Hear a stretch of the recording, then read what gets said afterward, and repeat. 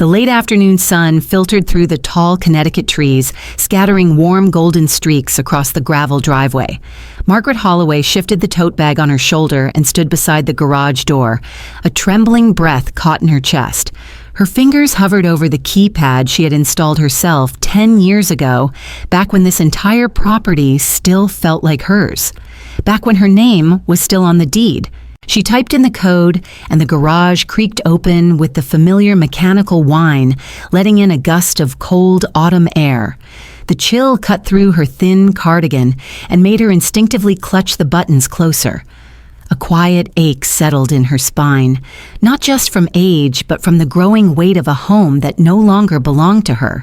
Inside, a narrow cot had been wedged between holiday storage boxes, old paint cans, and unused patio furniture. A single bulb hung overhead, casting a dim circle of light around the makeshift bedroom. This was where she now slept, 72 years old, 2 degrees, a retired public school principal in the garage of the house she had once bought, rebuilt and loved like a living thing. The main house stood only 50 feet away. She could see it through the garage's warped window, bright and inviting, its windows glowing with soft yellow light. Laughter drifted toward her through the dusk glasses, clinking music, playing her daughter's voice mixed in with unfamiliar ones. Another dinner party. Another night she wasn't invited. She lowered herself onto the cot, the mattress groaning beneath her. From inside her tote, she pulled out a container of leftover soup and a spoon. No note from her daughter this time, no explanation, just the unspoken understanding that she wouldn't be joining them. Margaret had stopped asking weeks ago. The parties had begun small, just a few friends from Lila's law firm and her husband Adam's startup team. Then came clients, investors, social climbers. The guest list outgrew the living room. Margaret shrank into the garage. She knew what Adam thought of her, a liability he had once whispered, unaware Margaret stood behind the half-closed door. A woman of the past, set in her ways, not helpful to his ambitions. What Lila thought Margaret couldn't quite say anymore. Once she would have known without asking. 10 years ago, the house had been Margaret's dream. A pale blue colonial with white trim and a wraparound porch nestled on a quiet street with elm trees that arched over the road like old cathedral beams. She and her late husband Richard had saved for it for years. When Richard passed, suddenly Margaret had poured herself into restoring it. Every cabinet sanded by hand, every doorknob replaced with brass, she picked herself. She installed bookshelves in every room because she believed a home should always be learning something. Leela had grown up here, learned to ride a bike on the curved sidewalk, hosted slumber parties in the sunroom. It was always understood, or so Margaret thought, that one day the house would become her daughter's. But not like this. Not with the deed signed over in haste after a stroke Margaret kept mostly secret. Not with a carefully worded, temporary arrangement about the garage. Not with Adam sweetly assuring her, "We'll fix the guest suite up real nice for you," and then quietly turning it into a home office weeks later. Margaret spooned the cold soup into her mouth slowly. The silence around her was loud in all the wrong ways. She hadn't told anyone about the second stroke. She hadn't told them about the day she fell behind the grocery store and lay there for 20 minutes, clutching the metal shelf, praying no one would notice, because the shame would be worse than the injury. She had always been a woman who fixed things. Her students, her teachers, her budget-challenged schools, her grieving daughter. But she couldn't fix this slow erasure, this polite pushing aside. And the worst part, Lila was starting to look at her like Adam did. Like a burden. That night, Margaret lay on her cot, the thin blanket pulled over her up to her chin. Her phone buzzed on the milk crate she used as a nightstand. A text from Lila. "Hope you had a good evening. Leftover cake in the fridge if you want it." Margaret stared at the screen. No invitation, no mention of the guests, just cake like a child being rewarded for staying out of sight. She typed, then deleted her reply. Typed again. "Thanks, glad the party went well." Her thumb hovered. Then she added, "Would love to chat tomorrow if you have time." Sent. No reply. She rolled over, facing the garage wall. A small spider climbed the concrete block beside her bed. She whispered into the dark, "You didn't raise her like this, Richard." But she didn't cry. She hadn't cried in years. Instead, she reached for her journal. The pages were dog-eared, the spine cracked. She wrote a single line. "They think I've forgotten who I am. Maybe it's time I remind them." Margaret was up before the sun. She always had been, even long after retirement. Something about the stillness of dawn gave her clarity. She would make tea, stretch her joints, and sit with her journal before the house. Her house woke up. But lately, there was no tea kettle, no living room, no porch swing to sit on with a blanket and her favorite novel. Just a space heater in the corner, a single bulb lamp, and the scent of car tires and cold concrete. Still, she rose at 5:30, slid on her slippers, and stepped into the biting air of the garage. She poured bottled water into a mug and microwaved it on the dusty camping unit Adam had stored temporarily when the kitchen was redone, all marble now sharp and pristine. The warmth seeped into her fingers as she cupped the mug close. She opened her journal to where she had left off last night. "They think I've forgotten who I am. Maybe it's time I remind them." She stared at the words. Then on the next line, she wrote, "Let's begin with the accounts. Back when Richard was alive, Margaret had been the quiet partner. People assumed he handled the finances and he never corrected them. He was the front man, the contractor with the charisma, the jokes, the big ideas. But it was Margaret who handled the balance sheets. She managed the investments, the properties they bought under shell companies for tax purposes, the trust fund they created but never disclosed even to Lila. Margaret knew how to read people, and she had read Adam Reynolds the first day he shook her hand with too much confidence and called her Marcy. No one called her that, not even her closest friends. Lila blinded by love, and Adam's polish hadn't seen what Margaret had: the calculation behind the compliments, the glances that measured a room by its potential value. So Margaret had stayed quiet, watched, and prepared. After Richard died, she knew the mask Adam wore would slip. It did. Not all at once, but slowly. The same way erosion wears away a shoreline until the land vanishes under your feet. First, he'd suggested moving into the house for a few months just until we find our own place. Margaret agreed. The house was too quiet anyway. She missed the sounds. Then Lila wanted to remodel. Margaret offered to foot the bill not from the visible accounts, but from one of the quiet ones. The ones under the name of Oak Ridge Holdings, LLC, the umbrella company she and Richard had used to manage their assets. Lila had never asked where the money came from. She assumed it was an inheritance. Margaret never corrected her. She watched as Adam began taking over more and more the finances, the calendar, even the conversation at dinner. He called Margaret's concern emotional, her advice outdated, and her presence overwhelming. Then came the stroke, subtle but terrifying. She didn't tell Lila, didn't go to the hospital, just sat quietly in the living room for hours until the slurred speech faded and her left hand stopped shaking. The next week, Adam presented a proposal kind, professional, sterile. He and Lila would take over the home's management. Margaret would retain residency privileges. They would convert the garage for her comfort. Everything in legalese, cold and tidy. She signed it. Out of fear, maybe. Out of exhaustion, likely. But mostly because she needed them to think they'd won. Because Margaret Holloway had never been weak. She had simply been watching. She pulled out the manila folder from beneath her cot. Inside were the most recent statements from Oak Ridge Holdings. 3 properties, 7 accounts, one of them offshore. Nearly $6.2 million in liquid assets, none of it traceable to her name. All of it fully under her control. The original deed to the house was in that folder too, with her signature faded but firm from 32 years ago. She had made copies. She had documentation. If they thought she had nothing left, they were wrong. She was about to remind them. Later that afternoon, Margaret ventured into the main house to get the leftover cake Lila had mentioned. The kitchen was quiet.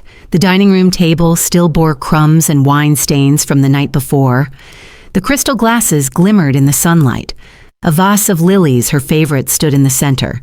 She moved slowly, reverently, like she was walking through someone else's home. Except it wasn't someone else's. It was hers. She passed the reading nook Richard had built for Lila when she was 8, a tiny loft above the living room with a built-in bench and a curtain of fairy lights. It was still there, but dust-covered, untouched, in months. Adam had wanted to modernize it. Lila had let it fade. The cake was in the fridge, store-bought, frosted thick and artificial. Margaret took one small slice. Enough to justify the visit, she stood for a moment longer, letting her eyes wander the space. On the corkboard near the pantry was a paper schedule. Monday, Adam, investor call earlier 7 p.m. Tuesday, Lila, court hearing, probate division.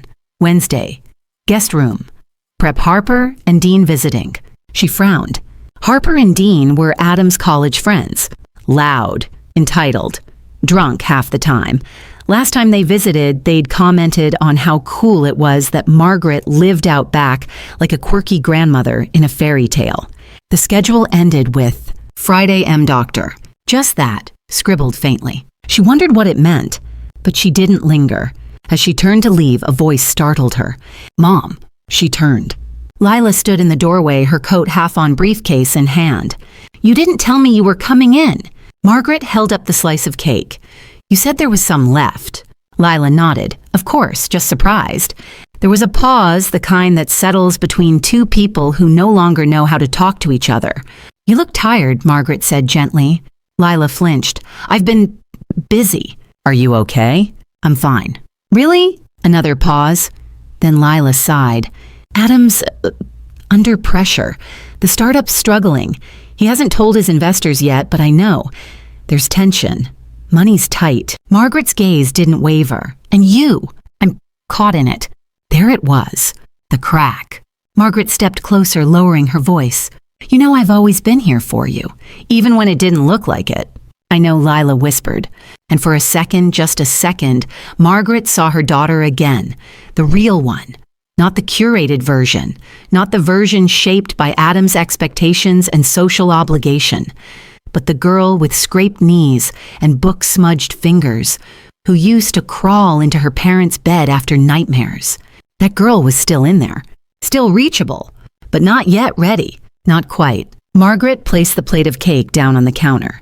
Let me know if you ever want to talk. Then she left. That night in the garage, Margaret pulled out her notebook. She began a new page. At the top, she wrote, Week 1, Reclamation Plan. Under it, she jotted 3 things.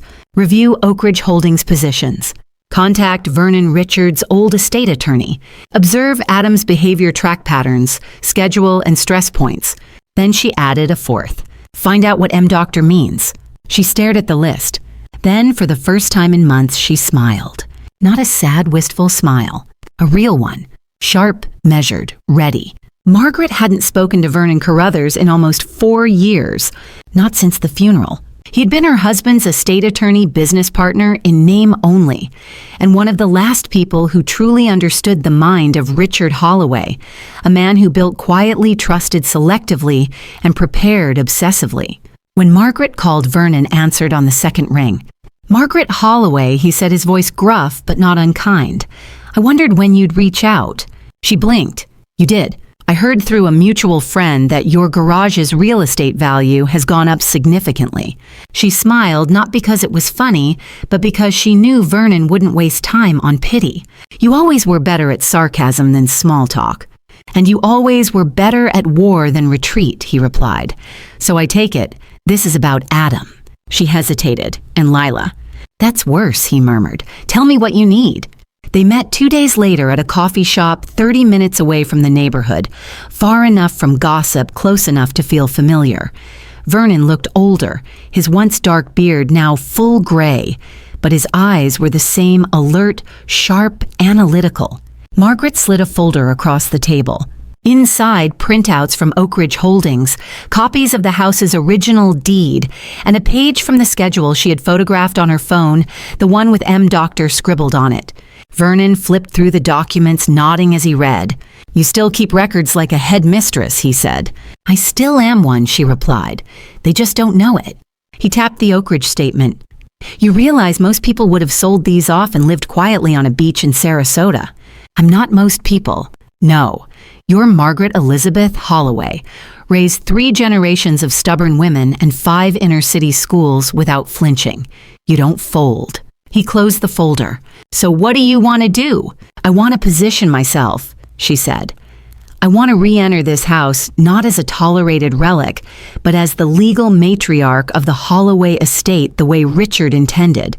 I want to reclaim what's mine without dragging my daughter through a courtroom.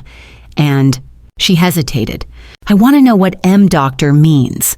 Vernon raised a brow. You think it's about you? I'm not sick enough for that to be casual shorthand, and it's the only thing written in Lila's handwriting, not Adam's. Everything else on that board is his. You're right, Vernon said, pulling out a pen. That's a breadcrumb, and you never follow breadcrumbs unless there's a wolf at the end of the trail. Meanwhile, at the Holloway house, Adam stood in his home office pacing. The call had gone poorly. The investors were growing restless. He'd promised results from a real estate venture in upstate New York, a subdivision that still hadn't broken ground. He glanced at the file cabinet and pulled out a thin manila envelope marked Holloway Transfer. Inside was the signed agreement from 2 years ago when Margaret handed over the property. At the time, she'd insisted it was temporary, but legally it was permanent. He had made sure of that. The garage. That was just optics. She had asked to live simply, had said she didn't need much, but now she was stirring. He could feel it. The way she lingered in the kitchen. The not-so-subtle way she watched the calendar. The call he intercepted from someone named Vernon, listed on Richard's old emergency contact list. Something was changing. And Adam Reynolds did not like changes he didn't control. That night, Margaret sat in the garage staring at a series of photos on her phone. Vernon had sent them over, surveillance-style snapshots. One showed Adam at a restaurant across town, the same place a newly filed shell company had been registered last month. Another showed a familiar car in the driveway of a suburban office complex, Lila's. A third photo made Margaret's stomach drop. It was of Lila standing in the rain, speaking with a man outside a medical building. Her body language was tight, defensive. The name on the office door behind them read, Dr. Marian Selleck, Psychiatry and Cognitive Diagnostics. Margaret felt a chill snake through her chest. Cognitive diagnostics. Was this about her? Was Lila her own daughter trying to have her declared mentally unfit? The next morning, Margaret received a text from Lila. Mom, can we talk tonight? Just us. She stared at the screen, then typed, Yes, I'd like that, and added, Your father used to say a conversation wasn't honest until the tea kettle screamed. I'll have one on by 7. The kettle began to hiss.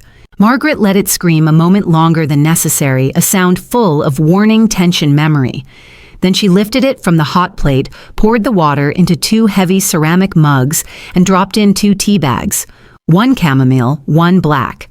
She placed them on the little folding table between the 2 chairs she had dragged into the center of the garage. It wasn't elegant, but it was intentional. When Lila stepped inside, bundled in a long coat and scarf, her eyes moved around the space. The cot, the storage bins, the flickering bulb above, and something unreadable passed across her face. You shouldn't be living like this, she said quietly. Margaret didn't respond. She simply motioned to the chair across from her.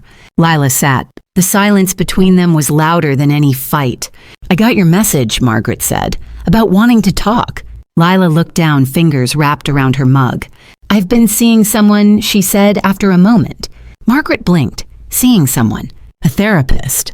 Oh, her name is Dr. Selleck. She's been helping me work through some things. The pressure, the house, Adam, you. There it was. The list, and her name on it. Margaret took a sip of tea, hiding the tremble in her hands. I found your appointment listed as M-Doctor on the fridge calendar, she said evenly. I assumed it meant me. Maybe it still does. It does, Lila admitted, but not in the way you think. I'm listening. Lila's throat worked as she swallowed. I'm not trying to institutionalize you, Mom, or declare you unfit. God, no. I went to Dr. Selleck because I felt like I was losing myself. I needed help sorting through the guilt. Margaret raised an eyebrow. Guilt. For how I've treated you. The admission came softly, but it landed with the weight of a confession. I let Adam dictate the rules of our house, Lila continued. I convinced myself you were fine out here because you said nothing. I didn't want to see what I was letting happen. Margaret didn't speak. She simply waited. I think I was angry at you, Lila whispered, for being strong when I wasn't, for always knowing what to do, and when Dad died, you didn't fall apart like I did. You kept going, and I resented that. The vulnerability in her voice cracked something in Margaret, but she still didn't let her guard down. Why now, she asked. Why this talk now? Lila finally met her mother's gaze. Because I'm scared of Adam. Lila hesitated. Yes, she said. And no, I'm scared of what he's become, or maybe what he always was and I just didn't see. The money problems, the secrets, the way he talks about you like you're a complication. Margaret nodded slowly. He doesn't want me in this house. He never did. I know. Another silence, this one heavier, grief-like. Do you know, Margaret said carefully, that the house is no longer in my name? Lila flinched. I know. I looked at the documents last week. Adam said you wanted that you insisted on it.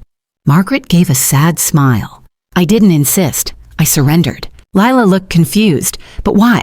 Margaret stood, walked to a small drawer by the garage wall, and returned with the folder Vernon had prepared.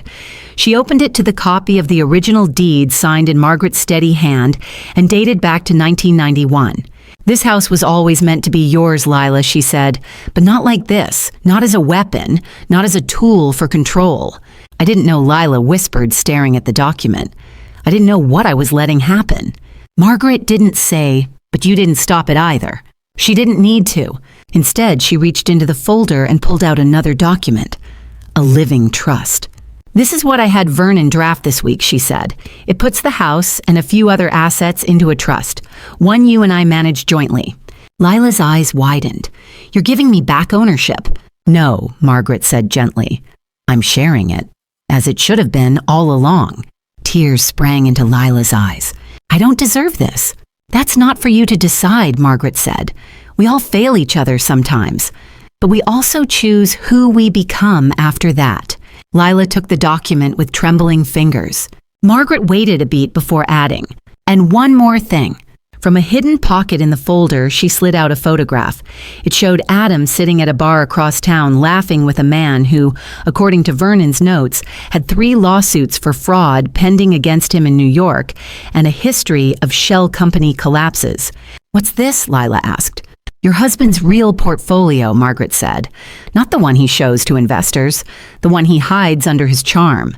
Lila stared at the image. Her hand slowly fell to the table. I didn't want to believe. I know, Margaret said softly, but it's time to believe, and it's time to choose. Lila looked up. What do I do? You already know, Margaret replied, but whatever you decide, I'm ready. That night, Margaret wrote in her journal, the past is no longer silent. The daughter I feared was lost has begun to return, and the man who mistook my stillness for surrender. He's about to learn what I do in silence. Adam Reynolds was not a man easily rattled. He had built a career and a marriage on charm timing and knowing more than anyone else in the room. But lately, something was off. Lila was quieter, restless. Margaret was more present, not physically, but strategically. Adam could feel it. She had stopped asking questions and started observing instead. He didn't like that. The power in the house had always been his because he kept people uncertain, always one step behind one word, short of clarity. That's how he'd built Holloway Reynolds Investments on ambiguity and image. But now Margaret had stopped playing by those rules, and Lila had started hesitating. He noticed it in small things, the way she no longer automatically included him in calls with their accountant, the way she paused before answering his questions, the way her handwriting returned to the fridge calendar, reclaiming corners of space he thought he had claimed. And then there was the envelope. He found it by accident, left on her desk, sealed, addressed to Vernon Carruthers-esque. He didn't open it, not yet, but it burned a hole in his mind. Meanwhile, at Vernon's office, Margaret sat across from him as he slid a thick folder across the desk.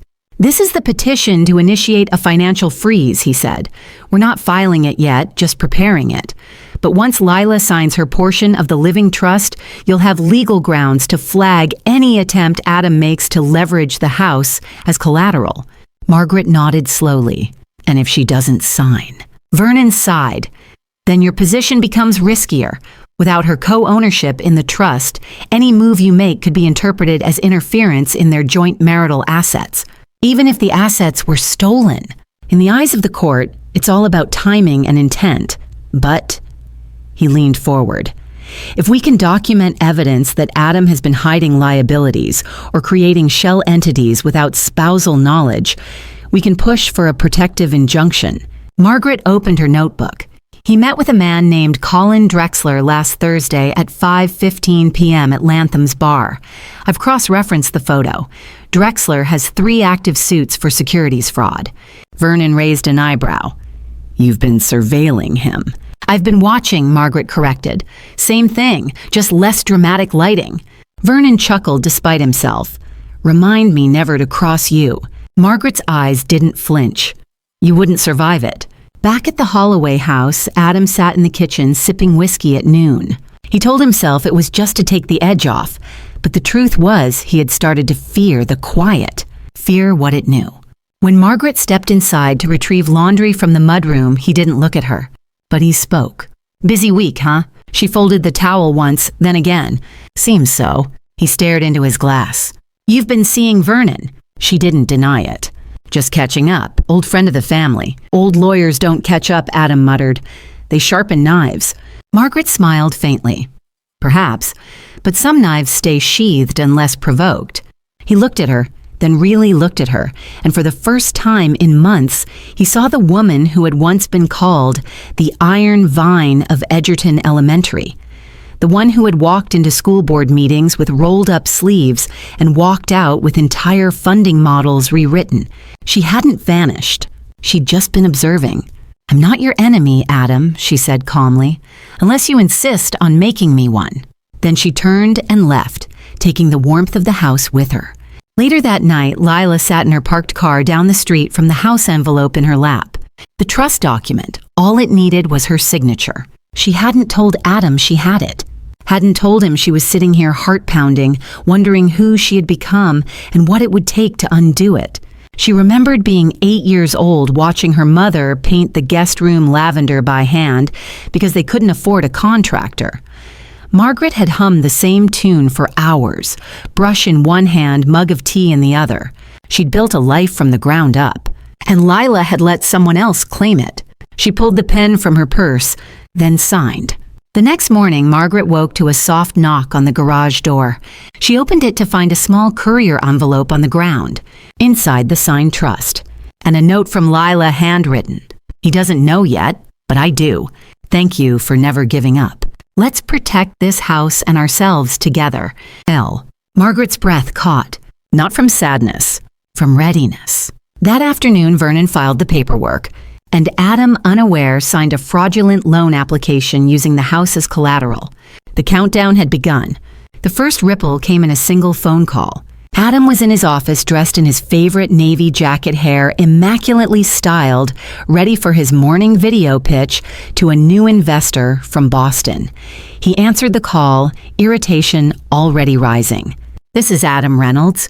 Mr. Reynolds said a clipped voice. This is Catherine Lawrence from First Haven Lending. We're contacting you about the application filed for a $1.2 million home equity credit line submitted under your name this past week. Yes, Adam said, tapping a pen on the desk, impatience creeping in. I'm aware. What's the delay? There was a pause. Sir, your application has been flagged. A preliminary asset freeze was filed this morning through the Fairfield County Clerk's Office. The property in question is now part of an active trust managed by 2 parties, yourself and a Mrs. Margaret Holloway. Adam went silent. I don't know what you're talking about, he said, voice tightening. The title, sir, is no longer clear. Until the trust dispute is resolved or released, we cannot proceed with any funding.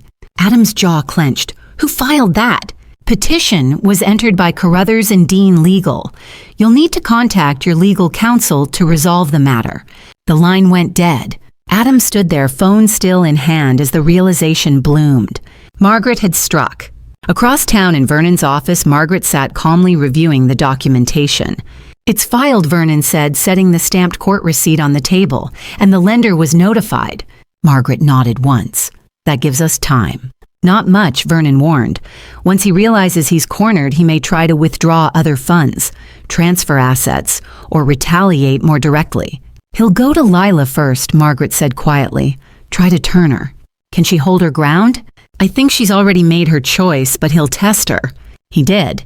That night, Adam came home too early with a bottle of wine in one hand and that patented half-smile on his face. Lila in the kitchen tensed immediately. Figured we should celebrate, he said, placing the bottle on the counter. She didn't respond. He leaned in and kissed her cheek, then reached into his coat pocket and pulled out the envelope. Her breath caught. You left this on your desk, he said casually, holding up the trust copy. Sloppy Lila, we don't do sloppy in this house. She stared at him. You opened it. I read it, he said flatly. Because it affects me, my business, our lives. It protects the house, she replied. It cages me, he snapped. That's what your mother's done. She's boxed us in, and you let her. Lila took a deep breath. No, Adam. I let myself out of your version of this house, your version of us. For the first time, his mask faltered. You really think she's the hero in this, he said. She's been manipulating you from the beginning. Guilt-tripping, playing the victim, pushing you back into her orbit. She's been surviving, Lila said, voice low, while we've been entertaining guests in a home she built, eating at her table, sleeping under her roof, and pushing her into a garage like an unwanted stray. Adam's expression darkened. That was temporary. You agreed. No, she said. I surrendered, and so did she, but not anymore. He slammed the envelope onto the counter. You realize what you've done. You've destroyed everything I've built. No, Layla said. You did that yourself. Then she turned and walked away. For the first time in years, she didn't flinch when he raised his voice. She just left. Margaret heard the front door slam from the garage. Moments later, the side door opened and Lila appeared, eyes glassy but clear. He knows. Margaret nodded, gesturing toward the 2 mugs she'd already set out. Then it's time we prepare for the next phase. Lila sat. What is the next phase? Margaret reached into her folder and pulled out a stack of printed bank records, property titles, and shell company documentation Vernon's investigator had uncovered, all tied to Adam. Expose him, she said. Not just to the court, to the people he's been lying to. At 9 Aura the next morning, 3 envelopes were delivered. One to Adam's primary investor, one to his financial compliance officer, one to a woman named Danielle Chris, listed as consultant in his firm's documents, but flagged by Vernon's investigator as silent partner in Cayman bank transfers. Inside each envelope, full documentation of financial discrepancies, false asset claims, and the trust freeze, and a note from Margaret. Before you trust Adam Reynolds, again you might want to read the fine print. By noon, Adam's phone wouldn't stop ringing. By 2, his primary investor pulled out. By 4, the SEC called to schedule an interview. And by 6, Margaret received a message from Vernon. You've cracked it open. Time to finish it. Adam sat in the dark. The living room, once the centerpiece of his curated empire, now felt like a stage, with the lights cut, all props, and no audience. The phones had stopped ringing. Not because the crisis had passed, but because everyone had walked away. He had tried everything. Charm, threats, even tears. But Vernon's documentation was airtight. Margaret's signature on the trust made every financial move of his in the last 6 months suspect. The investors were gone. The lending institutions had blacklisted his name. Even his own assistant had resigned with a single line. I didn't sign up to launder your lies. He stared at the fireplace, the one he had refaced, to match some designer's Pinterest board. The brick Margaret laid by hand had been removed. The memories scrubbed clean. Or so he thought.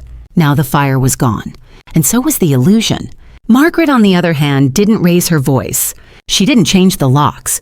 She simply showed up in her cardigan, her quiet shoes, her head held at a slightly prouder angle, and walked through the front door of her house. Not the garage. The front door. She crossed the threshold without asking. Lila followed behind her, not like a child seeking protection, but like a partner who'd finally chosen sides. And she had. That afternoon, Margaret stood in the center of the living room, the original one she'd designed before Adam modernized it, and addressed the room full of board members from Adam's company. Not by yelling, by reading. From a single page. She listed each asset misstatement, each illegal transfer, each forged claim. She spoke like the educator she had always been, not furious, but factual. When she finished, the room was dead quiet. Then one of the investors stood. "This isn't just about mismanagement," he said. "This is criminal." Margaret nodded. "I leave that to the courts," she replied. "I'm just here to clean my house." Outside, Adam watched from his car, hands shaking on the steering wheel. He had come to confront her, to threaten, to guilt. But now, watching Margaret through the window, standing in his place, speaking with authority, greeted with silence and attention, he realized something. He had never owned this house. Not truly. He had borrowed its prestige, occupied its rooms, rebranded its soul. But it had never been his. And now it wasn't even accessible. He was the outsider. The man locked out. That night, Lila knocked on Margaret's bedroom door, the one in the main house, not the garage. Margaret opened it, still in her slippers. "I found something," Lila said, holding a USB drive in her hand. Margaret took it, brow furrowed. "Where?" "In the filing cabinet in Adam's office, behind the false drawer. It was marked estate plans." "But..." Her voice faltered. Margaret inserted the USB into her laptop, and as the documents loaded, her heart sank. There in clear legal text was a draft of a motion to place Margaret Holloway under medical conservatorship. It had already been dated and signed by Adam. The only blank line, Lila's signature. She looked at her daughter, her face pale, her hands clenched. He was going to take everything Lila whispered, not just the house, your independence, your name. Margaret closed the laptop softly. Then he's going to lose more than money. The next morning, Margaret sat in the sunroom with a cup of tea. She opened her journal, now nearly full. She wrote, "The house never forgot who built it, and now neither will he." Then she dialed Vernon. "It's time," she said. "Let's press charges." The courthouse smelled like dust and old paper. Margaret walked through the arched front doors in a navy wool coat, her hair pinned tightly, her posture straight. The same way she used to walk into school board meetings when they tried to cut funding for the literacy program she built from scratch. Vernon was already inside, briefing the clerk. Across the room, Adam stood with his attorney, younger, slick, too loud for a space so solemn. He spotted Margaret. For the first time, he didn't smirk. He simply looked tired, pale, smaller than she remembered. And perhaps for the first time, Margaret felt not anger, but pity. It didn't last. The charges Vernon filed were precise. Fraudulent asset transfers, misrepresentation of collateral in loan applications, attempted elder conservatorship under false pretense, unlawful use of marital trust property without joint consent. Each document signature, timestamp, and witness had been assembled. Margaret had spent years being quiet, which meant she had noticed everything. And now her silence became evidence. Adam's lawyer tried to argue duress, stress, even miscommunication. But the judge, an older woman with a sharp bob and a sharper eye, wasn't having it. "Let me be clear," she said during the hearing. "You used this woman's home as a piggy bank while shoving her into the margins of her own life. That's not business, that's calculated exploitation." Adam didn't speak. He didn't dare.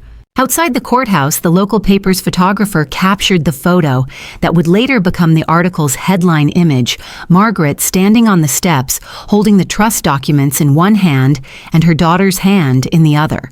The article ran under the headline, "Retired Principal Exposes. Financial Fraud Reclaims Home Dignity." The online version was shared thousands of times. Old students of hers from decades ago left comments. "She was the first person who believed in me. Mrs. Holloway taught me that quiet doesn't mean weak." I remember that cardigan. Same one she wore when she won the grant for our after-school program. Margaret didn't care for attention, but she read every comment and every name. And she remembered them all. Adam, now discredited and under active investigation, made one last attempt to salvage something. He showed up at the house at dusk, carrying nothing. Margaret was in the garden pruning lavender. He didn't approach the door. He walked to the edge of the grass. "I have nothing left," he said softly. Margaret looked up. She didn't move. "Not my company, not my wife, not even my name." She snipped one last stem and set it in the basket. "You still have your choices," she said. "Does that count for anything?" She turned to him fully now. It always did, you just made the wrong ones. Adam looked at the house. The windows glowed warm yellow. His reflection showed faintly in the glass distorted. "Do you hate me?" he asked. "No," she said. "I see through you. That's not the same." Then without another word, she turned and walked inside. Adam stood there alone, watching the woman he once tried to erase disappear back into the very home that would never again know his name. Inside, Lila was waiting in the kitchen. "I saw him," she said. Margaret nodded, setting the lavender in a vase. "I didn't let him in." "You didn't have to," Margaret replied. "He was already out." Later that night, Margaret sat in the sunroom with her journal. She turned to the final pages. "I built a house not just from wood, but from sacrifice, memory, and care. They tried to rename it, reframe it, but they forgot one thing. The house remembers, and so do I." She signed it, Margaret Elizabeth Holloway, homeowner. The house felt different now.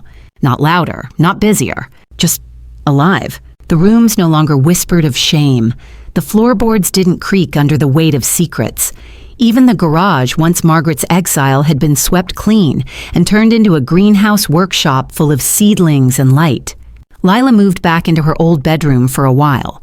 Not because she was lost, but because she was restoring herself, her clarity, and her relationship with the house she once let slip through her fingers. She had filed for separation. No press, no drama. Just a simple truth that she no longer belonged in the world Adam had built. One Sunday morning, while clearing out the attic, Margaret opened an old cedar trunk she hadn't touched in over a decade. Inside were her late husband Richard's journals, wrapped in a worn scarf she'd knitted for him during their first winter in the house. She opened one bound in cracked leather pages yellowed by time. The first entry stopped her breath. "To Margaret, if you're ever reading this without me, it means you've outlasted us, both the home and the man who helped build it. And I can only pray you're still strong enough to claim what is yours." She sat down, knees weak, and turned the pages slowly. Richard had written them over years. Thoughts, plans, even contingency strategies if something ever happened to him.